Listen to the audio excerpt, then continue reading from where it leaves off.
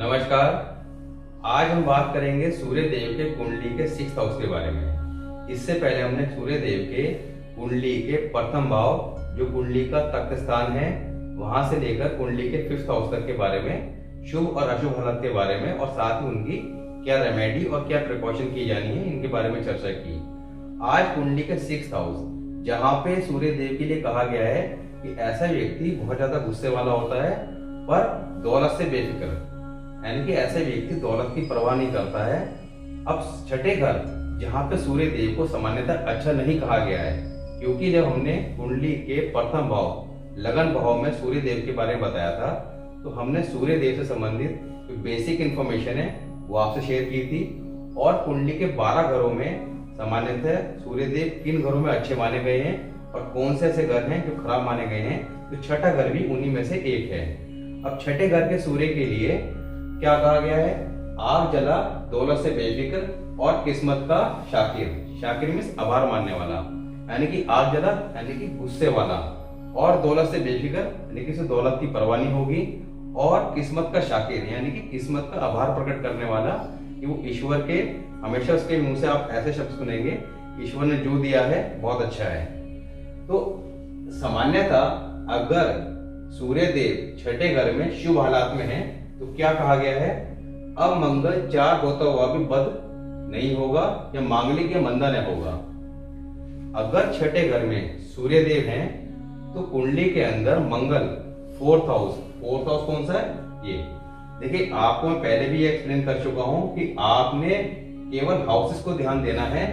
आपका मंगल 4th house में होना चाहिए, ये 4th हाउस है। आपने राशि को कंसिडर नहीं करना है कि राशि कौन सी है, सिर्फ आपने देखना है कि अगर मंगल आपका यहाँ पे है और सूर्यदेव अगर यहाँ पे है छठे घर में, तो क्या कहा गया है? अब मंगल, देखिए मांगलिक का रूल जो है वो जनरली वैदिक एस्ट्रोलॉजी के अंदर हम सभी को पता है, और एक मांगलिक शब्द जो है वो सबकी जुबान पे रहता है, ये बच्चा मांगलिक है और ये मांगलिक नहीं है। अब मांगलिक के लिए जनरली जिन लोगों को थोड़ी बहुत एस्ट्रोलॉजी की नॉलेज होती है, उन्हें पता है कि 1, 4, 7, 8 और 12 इन घरों के अंदर अगर मंगल होते हैं तो ऐसा बच्चा मांगलिक होता है। पर मांगलिक का इफेक्ट इन घरों में बेसिकली देखने को मिलता है इन 8वें घरों में, यानी कि 1st house, 4th house, 7th house, 8th house और 12th हाउस। अब आपको बता दूंगा कि अगर मंगल देव यहाँ पे हैं तो ये मांगलिक का असर जो है खराब नहीं माना जाता। 12th हाउस में है तब भी खराब नहीं माना जाता, 7th हाउस में तब भी खराब नहीं माना जाता। केवल 4th और 8th हाउस में अगर मंगल है तो ऐसा मांगलिक का जो दोष है वो बहुत ज्यादा खराब माना गया है। ये वैवाहिक जीवन में बहुत ज्यादा परेशानियां पैदा करता है। अब अगर मंगल 4th हाउस में है तो हम देखते ही बोलते हैं कि ऐसा बच्चा जो है बहुत ज्यादा गुस्से वाला होगा, घर में कलह करने वाला होगा, और कोई भी अगर त्योहार, उत्सव या मांगलिक कार्य घर में होगा तो निश्चित तौर पे वो कुछ न कुछ पकेड़ा खड़ा करेगा। पर यहाँ पे जो मंगल जब अगर बैठे हैं तो आपने ये देखना है कि अगर छठे घर में सूर्य है तो ये मांगलिक दोष जो है खत्म हो जाता है। अब ये जो मांगलिक 4th हाउस के अंदर था मंगल, इसके जो बैड इफेक्ट थे वो देखने को नहीं मिलेंगे। तो यहाँ पे छठे घर में सूर्य आने के समय आपने इस चीज का विशेष ध्यान रखना है, क्योंकि हमने कोई बच्चा अगर मांगलिक है तो एक दिमाग में बिठा लेते हैं कि मांगलिक का मतलब यह है कि खराबी है और उसके लिए मांगलिक लड़के देखना है। पर देखना ये भी जरूरी होता है कि मांगलिक दोष लग भी रहा है या नहीं, तो इन सब चीजों की जानकारी होनी बहुत जरूरी है। तो यहाँ पे अगर सूर्य देव है और मंगल यहाँ पे है तो आप समझ लीजिए कि मंगल यहाँ पे खराब फल नहीं देने वाला है। ऐसे प्राणी का रिजल्ट कभी बंद ना होगा, किस्मत का शाकिर होगा, यानी कि मंगल का बुरा प्रभाव नहीं मिलेगा और ऐसे व्यक्ति की रोजी रोटी पे कभी कोई फर्क नहीं पड़ेगा। ईश्वर उसकी रोजी रोटी चलाता रहेगा और ऐसा व्यक्ति किस्मत का शाकिर होगा, यानी किस्मत के का धन्यवाद करने वाला होगा। ईश्वर ने जो दिया है वो बहुत अच्छा दिया है। सेकंड क्या लिखा है? राज दरबार की दौलत से बेफिक्र, गर्म तबीयत का मालिक होगा, यानी कि सरकार या किसी भी तरह की दौलत के प्रति उसे कोई क्रेज नहीं होगा कि मुझे बहुत ज्यादा दौलत को इकट्ठी करनी है, पर स्वभाव से गर्म जरूर होगा। जरा सी बात पे ऐसा व्यक्ति तुनक मिजाजी होता है, उसे गुस्सा आ जाता है। नेक्स्ट है, रसूख में पसंदीदा का मालिक होगा। औरत या हर चीज जाहिर खूबसूरत हो मगर उसे उसकी खूबी या सिफत की परवाह नहीं। ऐसा व्यक्ति नाम समाज के अंदर अपना चाहता होगा, वो चाहता होगा कि मैं जीवन में कुछ ऐसा करूं कि जिससे मेरा बहुत ज्यादा नाम हो, समाज में सब लोग उसे जाने और उसे खूबसूरती, अब खूबसूरती चाहे किसी भी संबंध में हो, जैसे कि यहाँ कहा गया कि दौलत का बेफिक्र, ना तो उसे दौलत की इच्छा होगी और ना ही कोई उसे खूबसूरत चीज से अट्रैक्ट करती होगी, चाहे वो औरत के संबंध में हो या कोई हमारी लग्जरियस आइटम कहीं वो देख के हम लोगों को लगता है कि हाँ कोई चीज बहुत अच्छी है तो हमें मन करता है लेने का, पर ऐसे व्यक्ति को इस तरह की कोई ज्यादा इच्छा वो मन में नहीं रखता होगा कि ये चीज मुझे चाहिए या इस तरह की चीजें मेरे पास होनी चाहिए। वो कहता है कि जो है सब ठीक है, बस समाज के अंदर लोग उसे जाने समझे, उसकी एक अलग पहचान हो। और लाख औरतों का मिलापी और मंदा चाल चलन मगर रिजक कहीं बंद न होगा। अब ऐसा व्यक्ति अगर उसका चाल चलन मंदा भी हो तब भी इससे उसकी रोजी रोटी पे कोई फर्क नहीं पड़ता, उसका काम धंधा, उसकी रोजी रोटी हमेशा चलती रहती है।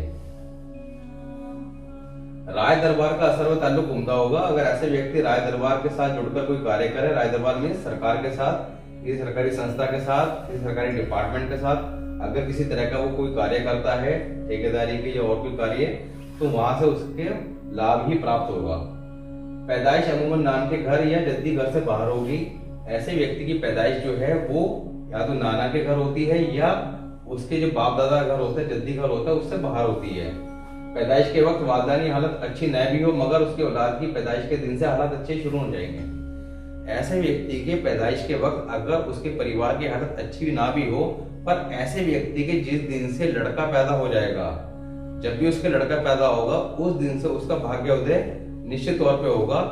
छठे घर में सूर्य का समय ऐसा व्यक्ति कई तरह के काम करता है और बार बार काम को चेंज करता है, उसे काम भी एक से ज्यादा होंगे और काम के अंदर चेंजेस मिलेंगे, वो हर 2-4 साल के अंदर काम को चेंज कर देता है।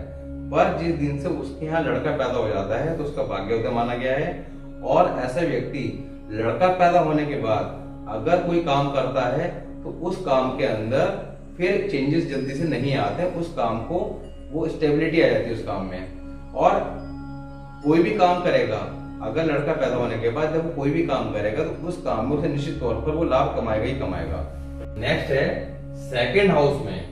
सेकंड हाउस में सूर्यदेव जब छठे घर में है, सेकंड हाउस में अगर सूर्यदेव के मित्र बृहस्पति, मंगल या चंद्र ये अगर सेकंड हाउस में बैठे हैं तो क्या कहा गया है, पुरानी रस्मों को मानने वाला और चलाने वाला ऐसा व्यक्ति अपने पुरानी रस्में जो उनके घर में चली आ रही हैं उनको बड़ा पालन करता है और उन्हें आगे भी चलाता रहता है।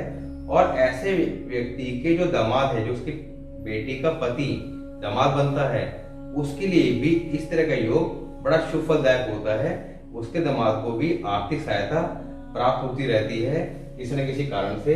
तो ये योग जो है पत्नी बेटी के पति के लिए बड़ा शुभदायक है और ऐसे व्यक्ति पुरानी रस्मों को मानने वाला कहा गया है।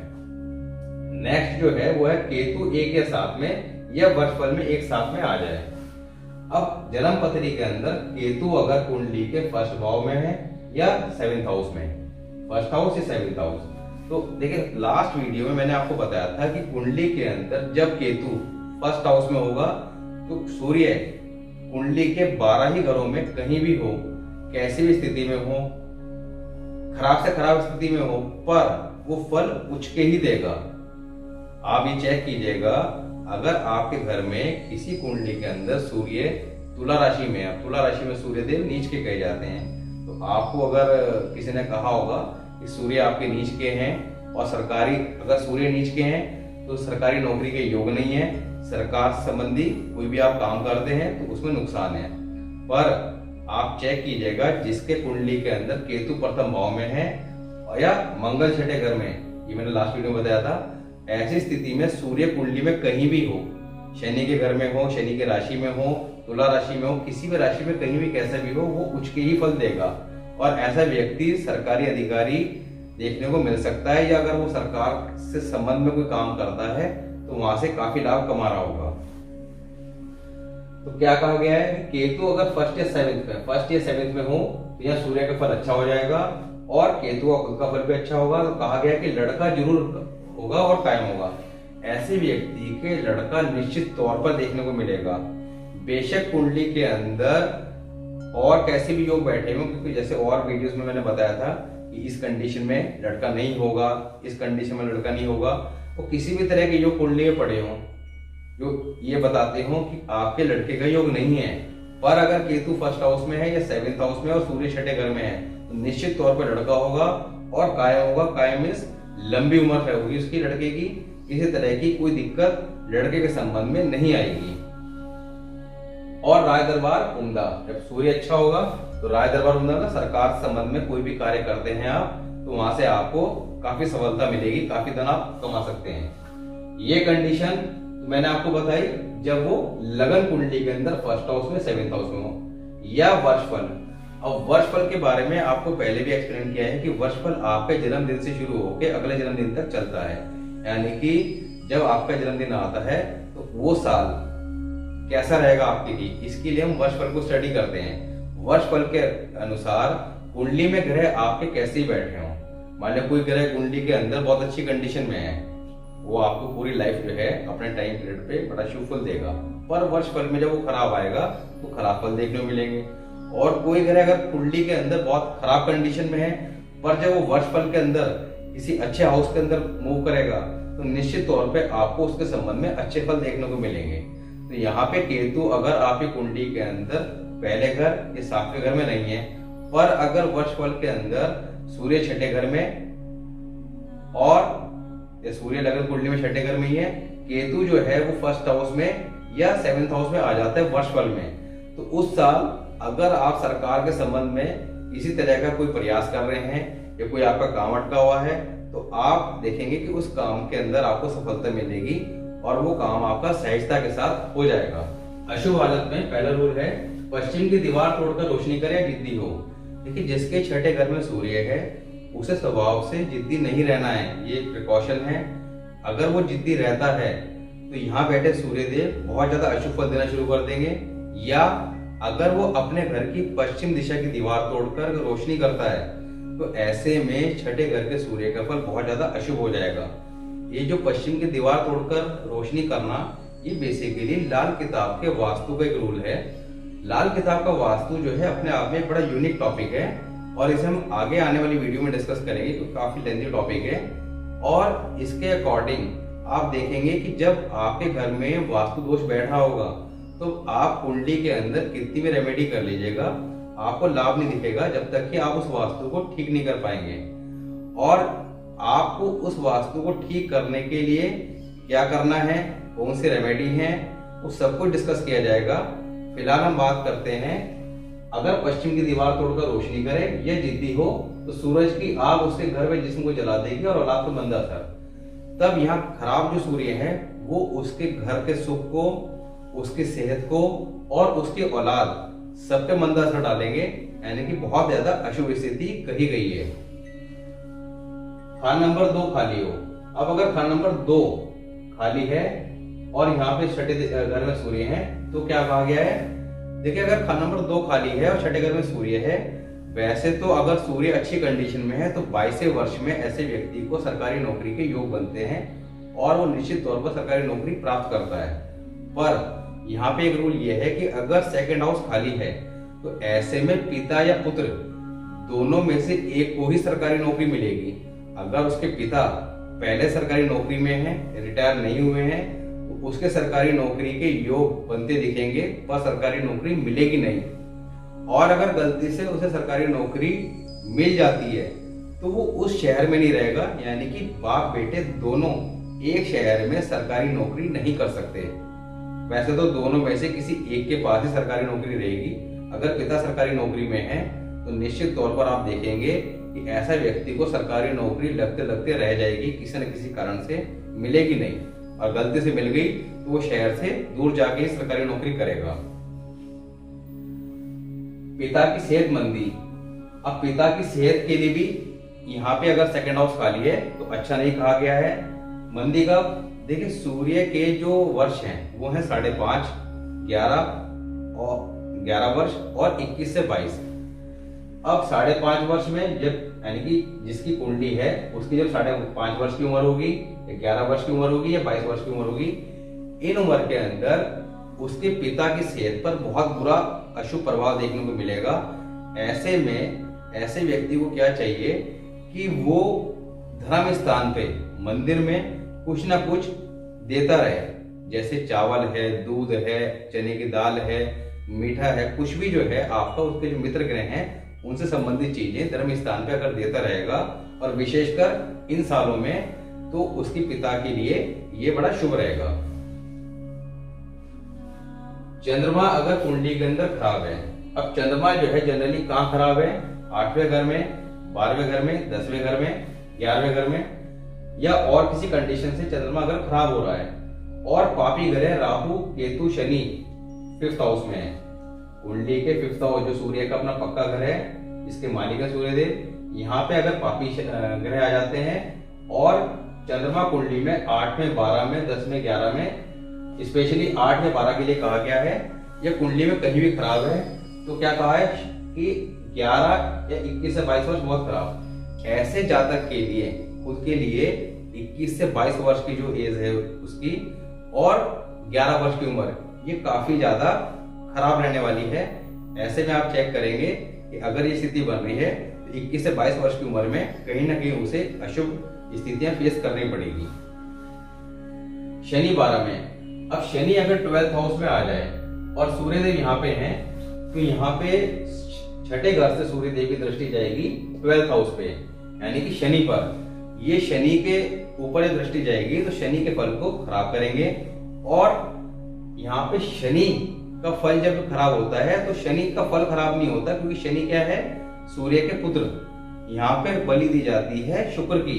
ये बलि के बकरे का एक रूल है लाल किताब ग्रामर में, ये भी आगे डिस्कस करेंगे। तो जब शनि और सूर्य का टकराव होता है कुंडली में कहीं भी, तो खराब जो होता है वो शुक्र होता है, ना शनि का फल खराब होता है ना सूर्य का, शुक्र खराब होता है। तो कहा गया है शुक्र बर्बाद। शुक्र क्या है? शुक्र आपकी पत्नी है, यानी कि पत्नी के संबंध में आपके सुखों में कमी आएगी, पत्नी की सेहत खराब होगी, पत्नी किसी न किसी तरह से परेशान रहेगी। मंगल अगर 10th हाउस में, अब सूर्य 6ठे घर में है और मंगल आ जाए 10th हाउस में, तो क्या कहा गया है? लड़के पे लड़का मरता हो, घर में जमीन के नीचे किसी भी तरह का आग का काम ना हो तो बचाव होगा। ये काफी खराब कंडीशन है। ऐसे में नर औलाद लड़के की मृत्यु देखी गई है और एक से ज्यादा भी देखी गई है। ऐसे व्यक्ति को प्रिकॉशन क्या रखनी है? अपने घर के नीचे किसी भी तरह का आग का काम, किसी भी तरह का भट्टी, आग वगैरह का काम बिल्कुल भी नहीं रखना है। अगर है तो तुरंत उसे वहां से हटा देना है, तो ये उसका बचाव होगा। अगर यहाँ पे लड़के के संबंध में किसी तरह का अशुभ फल देखने को मिल रहा हो, बच्चे की सेहत खराब हो, या लड़का होके मर गया हो, या किसी भी तरह का अबॉर्शन वगैरह देखने को मिल रहा हो, मतलब औलाद के संबंध में अगर कोई कष्ट ऐसे व्यक्ति को आ रहा हो, तो कौन सा उपाय है? चंद्र की आश्या सिराने रखकर सुबह आम लोगों को मुफ्त तकसीम करना उपाय होगा। चंद्र जो उनके मित्र हैं, इनकी चीजें, आश्या मीन्स चीजें, उनको सिराने रखना है। अब चंद्र की चीजें क्या है? चावल है, आपका दूध है, तो दूध या चावल में से कोई भी आप एक चीज दे सकते हैं, उसे सिराने रख के सोना है, और अगले दिन किसी भी व्यक्ति को आपने वो चीज फ्री में दे देनी है। ये अगर आप करते हैं, मंडे के मंडे कर लीजिए, या आपका 43 डेज लगातार कर सकते हैं। तो इन सब उपाय को करने से, ये उपाय करने से, इस स्थिति में मंगल 10th हाउस में है, तो औलाद पे जो बैड इफेक्ट आ रहा है उसमें आपको रिलीफ मिलेगा। नेक्स्ट है बुध 12।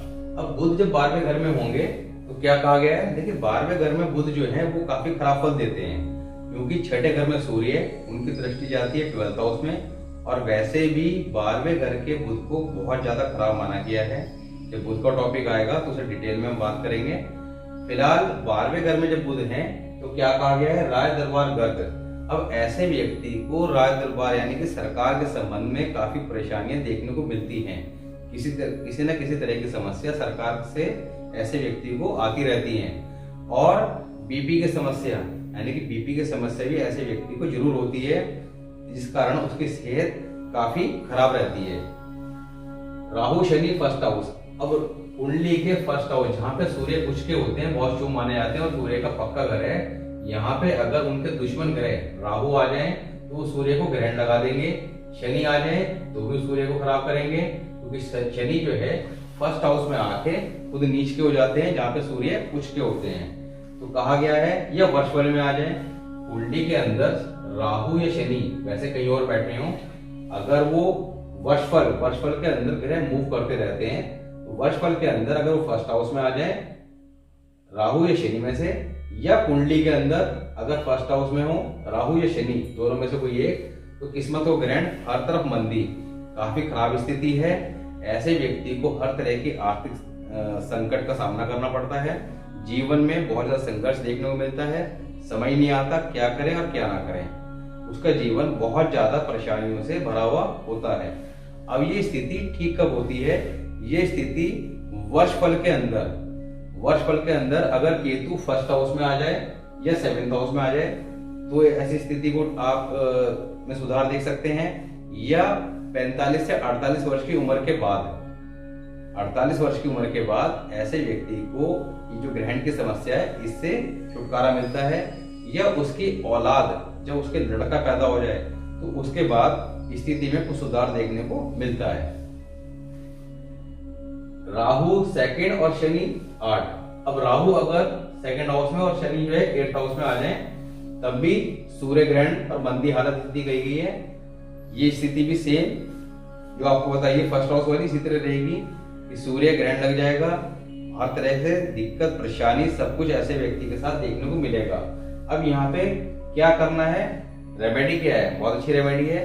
धर्म स्थान, मंदिर के अंदर दूसरों के द्वारा दी गई कोई भी चीज लाके अपने पास ऐसे व्यक्ति को रखनी चाहिए जिसके सेकंड हाउस में राहु, छठे घर में सूर्य और 8वें घर में शनिदेव हो। ऐसे इसमें काफी खराब स्थिति ऐसे टेव वाले की रहती है। ऐसे व्यक्ति को उपाय के तौर पर मंदिर में जो लोग चीजें दे जाते हैं, दान कर जाते हैं, उनमें से कोई चीज लाके अपने घर पे रखनी चाहिए। ये इसका उपाय है।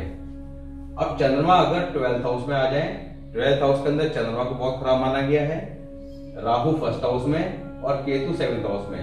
देखिए कुंडली के अंदर जो आपकी कुंडली होती है, अगर राहु फर्स्ट हाउस में तो केतु नेचुरली 7th हाउस में होंगे। ऐसे में चंद्रमा अगर 12th हाउस में आ जाए और सूर्य छठे घर में, तो क्या कहा गया है?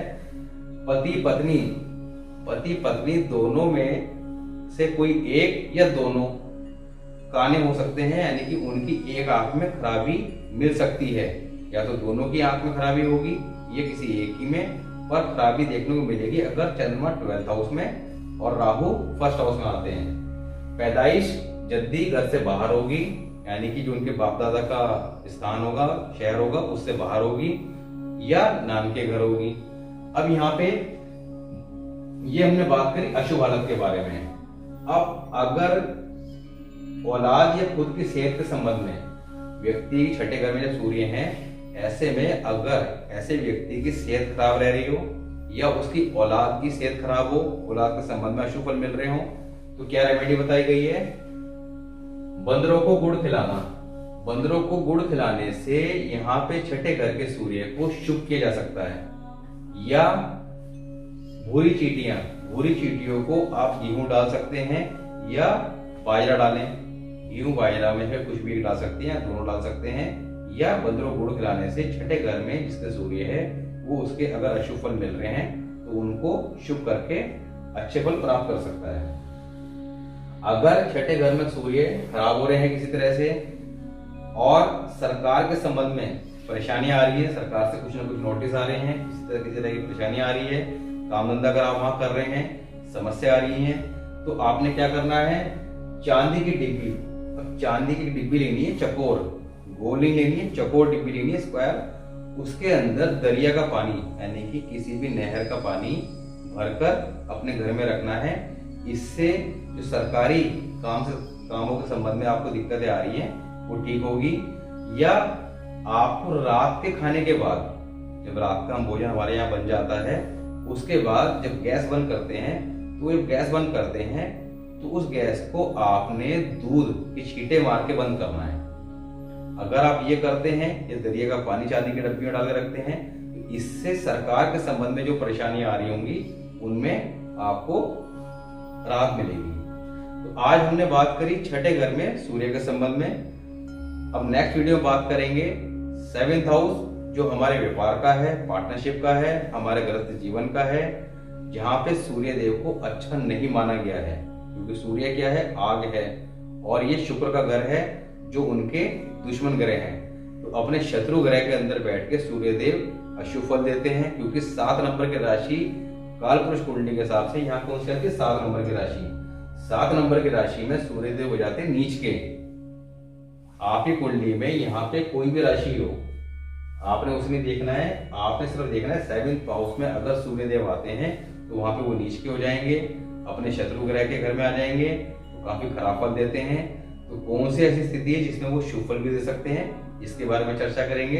तब तक के लिए नमस्कार, मिलते हैं नेक्स्ट वीडियो।